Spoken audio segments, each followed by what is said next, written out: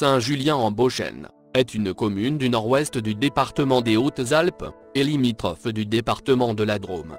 La commune comprend plusieurs hameaux, pour certains éloignés de plus de 5 km du bourg: Neuvillars, Baudinard, Durbon, Beaumugne, La Rochette, Montamaba, Éau, Les Oches, Vaunières et Le Rose.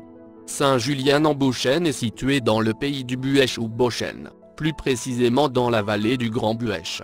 Le territoire de la commune est bordé à l'est par le Dévoluy, à l'ouest par le Diois, au nord par le col de la Croix-Haute, puis le Trièves, et au sud par le Beauchêne méridional. Il est traversé par la rivière du Grand Buëch, qui forme l'axe naturel nord-sud de communication entre Grenoble et la vallée de la Durance. Cet axe est emprunté par les voies routières et ferroviaires: route départementale 1075, ancienne route nationale 75, et la ligne des Alpes. Les activités de transport fluvial sur le Buëch ont cessé. On rappelle à ce sujet que la rivière a longtemps été utilisée pour le flottage du bois, entre Saint-Julien et Sisteron.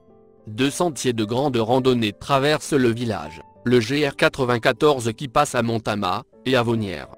Il se poursuit dans le Diois, le GR 94C, qui passe à Durbon, et au col de Recours, et se poursuit vers le Dévoluy. Le nom de Saint-Julien est attesté dès le début du XIIe siècle et doit son toponyme à Saint-Julien l'Hospitalier. Saint-Julien, martyr chrétien, né à Antioche, actuellement Antakya en Turquie, était marié à Sainte Basilis. Le nom Biochana apparaît dans la première charte, en octobre 1116, concernant l'établissement du monastère de Durbon. Il s'agit d'une latinisation du nom local pour la région du Buëch. Le nom Buëch, lui-même pourrait venir de l'occitan bioc qui désigne le fond du tonneau, allusion à la forme du cirque des montagnes de la Drôme, où naît la rivière. Le toponyme Beauchêne, pays du Buëch, a été francisé en Beauchêne. Le nom de Durbon serait une sorte d'acronyme de la devise des chartreux locaux, Durabonis. Cette utilise une autre origine, plus vraisemblable car le nom Durbon préexiste la fondation du monastère, serait la bonne eau à partir du celte DW ou Dour, eau, qui a donné Durance, par exemple. Les Oches désignent les défrichements clos, bas latin. Vaunières se désigne la vallée noire. Montama désigne le hameau du mont.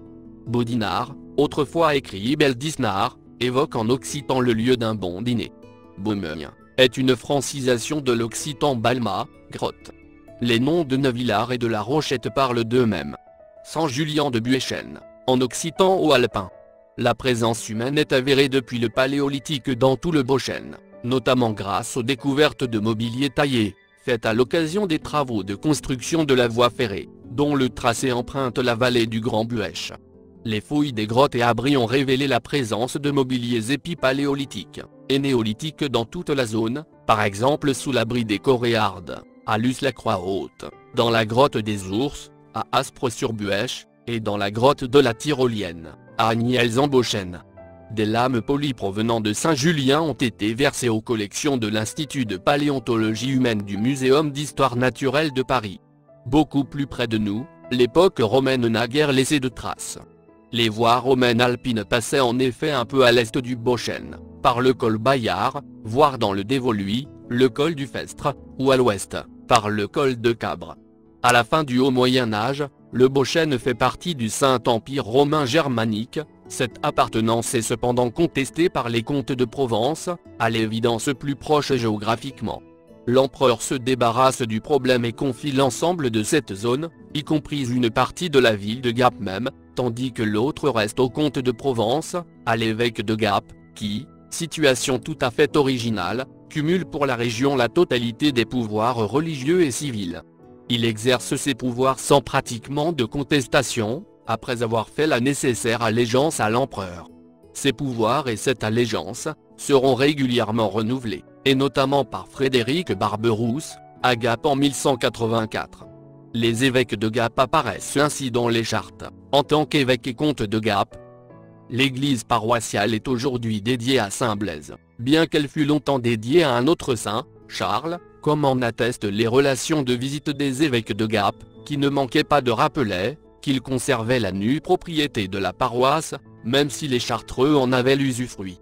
C'est dans ce contexte politique qu'il convient de replacer l'histoire récente de Saint-Julien-en-Beauchêne. Cette histoire est intimement liée à celle de la Chartreuse, établie dès le début du XIIe siècle, au hameau de Durbon, à 6 km au nord-est du bourg de Saint-Julien, dans le vallon du torrent Bouriane, qui recueille les eaux du cirque montagneux environnant, et dans le territoire, donc de la paroisse de Saint-Julien. La Chartreuse de Durbon est richement dotée, en 1116, par l'évêque de Gap et quelques seigneurs locaux, dans la partie nord du territoire contrôlé par l'évêque et formant une sorte de marge à son évêché. Elle rivalise un temps avec l'ordre des Templiers, indépendant, donc, de la structure épiscopale puisque directement reliée au pape, qui a établi une maison du Temple, dans le village voisin de Luce-la-Croix-Haute. Mais elle prend le pas sur lui au XIVe siècle. Le cartulaire vert de Durbon, dont une transcription manuscrite extrêmement bien lisible est conservée par les archives départementales à Gap, permet de retracer l'histoire et le développement de la Chartreuse, et donc du village, dans cette première période. Plus de 300 chartes sont reprises, notamment celles par lesquelles les seigneurs locaux, seigneurs de Beldisnard, seigneurs de Vaunières, seigneurs de Montamat, seigneurs de la Rochette, 4 hameaux de Saint-Julien, cèdent des terres dont les secteurs de Bouriane, Cheylard, Durbona. La Chartreuse de Durbon acquiert, essentiellement par des donations, accessoirement par des achats, un patrimoine foncier considérable dans le Beauchêne immédiat, mais également dans le Dévoluy, le Trièves et le Diois, et beaucoup plus loin même, puisqu'elle possède une salinière, dans le département du Var actuel. Elle développe par ailleurs des activités économiques significatives dans les domaines agricoles, élevage et exploitation forestière, mais aussi industriels, mines et métallurgie, dont Durbon est l'épicentre. La Révolution met fin à la domination du monastère. Les biens de la Chartreuse sont confisqués, puis dispersés ou vendus. On notera, à ce sujet, les cessions enregistrées à Serre-en-Prairial et Messidor de l'an 4, juin 1796, et portant sur plusieurs domaines et montagnes à Saint-Julien, vente de l'administration centrale du département des Hautes-Alpes à des habitants de Gap. On a très peu de traces, en revanche, des 1200 ouvrages qui constituaient la bibliothèque des Chartreux, au moment de la Révolution. En 1794, le village change de nom pour prendre celui de Durbon-sur-Buèche. Cela ne dure guère, 2 années plus tard il reprend le nom de Saint-Julien. On peut penser que certains ont réalisé que le nom de Durbon n'était pas moins laïque que celui de Saint-Julien, en ce qu'il renvoyait à la Chartreuse, et à sa devise éponyme, Dura bonis, sed utilis littéralement renforce le bien, mais l'utile implicitement soit bon mais soit efficace. La disparition de la Chartreuse entraîne une récession économique et en conséquence, démographique. La population de la commune passe ainsi de 800 habitants, au moment de la Révolution, à 500, en 1870. Une courte période de reprise intervient. Elle correspond à la construction de la voie ferrée et aux importants chantiers de génie civil qui en découlent. Ce nouveau grand axe de communication fait de Saint-Julien une étape appréciée dans le franchissement des Alpes occidentales. Une activité de production, de stockage et d'expédition par fer, de glace naturelle à partir des eaux gelées du Buèche, se développe en amont du bourg. Elle se perpétuera jusque dans les années 1930 et assurera, pendant les périodes hivernales, un complément de revenus au village. L'exode rural se poursuit, les activités pastorales déclinent régulièrement. En revanche, les activités industrielles de découpe du bois issues de l'important massif forestier environnant, se maintiennent encore au milieu du XXe siècle dans plusieurs scieries réparties le long du cours de la rivière. Les activités agricoles, essentiellement pastorales, se perpétuent encore aujourd'hui, pour la plupart dans les hameaux. Une certaine activité touristique et agro-touristique s'est installée autour du thème de la randonnée notamment. À 6 km à l'est du bourg, par une route qui s'élève jusqu'au hameau de Durbon, à 1150 mètres d'altitude, on trouve l'emplacement de la Chartreuse. Des vastes bâtiments, notamment la chapelle, qui composait le monastère de Durbon, quelques ruines sont encore visibles aujourd'hui. Elles permettent de visualiser l'importance de cette communauté, qui a dominé l'économie de la région jusqu'au XVIIIe siècle. La maison principale du monastère est toujours en place, elle a toutefois souffert de sa transformation en exploitation agricole après la Révolution. On peut admirer, dans l'église du village, 2 tableaux qui appartenaient à cette Chartreuse du temps de sa puissance, et appartiennent désormais à la commune. Il s'agit d'une part d'une Assomption de Philippe de Champaigne de 1671, et, d'autre part, d'une Sainte Famille, de Francesco Trevisani, peinte vers 1700. Les ruines de la haute tour qui aidaient à la défense, et permettent de contrôler l'accès sud de la vallée du Grand Buëch, et du village, au lieu dit La Rochette, donnent aujourd'hui encore une bonne idée de sa fonction et de ses dimensions. Cette tour, dite des Sarrasins, domine la forteresse naturelle formée par la barre rocheuse, qui ferme presque complètement la vallée du Buëch à cet endroit-là. Le vocable sarrasin à propos de cette tour relève de la légende. La présence des Sarrasins dans la région est certes avérée, à Gap et Montmort, notamment, elle ne l'est en revanche pas dans le Beauchesne. Cette défense visait plus probablement les barbares de l'Est. L'importance du site de la Rochette est confirmée par l'existence dès le XIIe siècle d'une église, dont on ignore l'emplacement exact, et qui dépendait de l'abbaye Saint-Géraud d'Aurillac. La bulle du pape Innocent III, du 10 mai 1198, qui cite la Rochette en Beauchesne, et d'un château, siège du seigneur de la Rochette, dont il reste cette tour.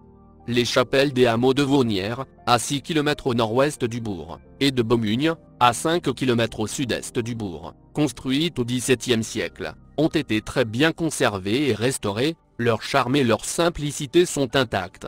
La plupart des maisons du village sont construites selon des principes classiques de l'architecture rurale alpine. Dans le bourg, elles sont serrées les unes contre les autres, formant des groupes séparés par quelques andrones.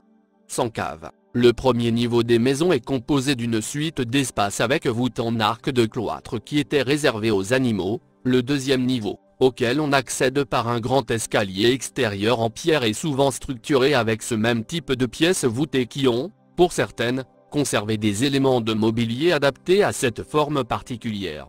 L'exemple le plus intéressant de ces constructions est à voir au hameau de Vaunières avec l'imposante maison des Imbert, typique de cette architecture.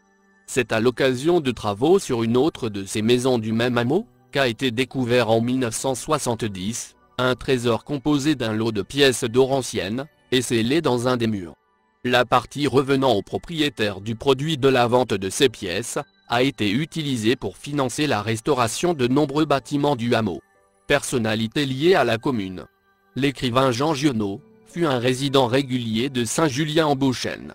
Il séjournait en général à l'hôtel des Alpins, à l'entrée nord du village. C'est toutefois un des hameaux du village, et non le bourg lui-même, que Giono a immortalisé dans son roman, Un de Beaumugne. Beaumugne, havre de paix, est le vrai héros de cette histoire qu'il situe à la fin du XIXe siècle. Le peintre Pausignac fréquenta également le village. On citera son tableau Saint-Julien en Beauchesne, peint en 1916, ainsi que plusieurs aquarelles représentant le bourg du village. Comme d'habitude, mes textes sont interprétés par Mathieu, ma petite voix de synthèse préférée. Mes sources proviennent de Wikipedia.com.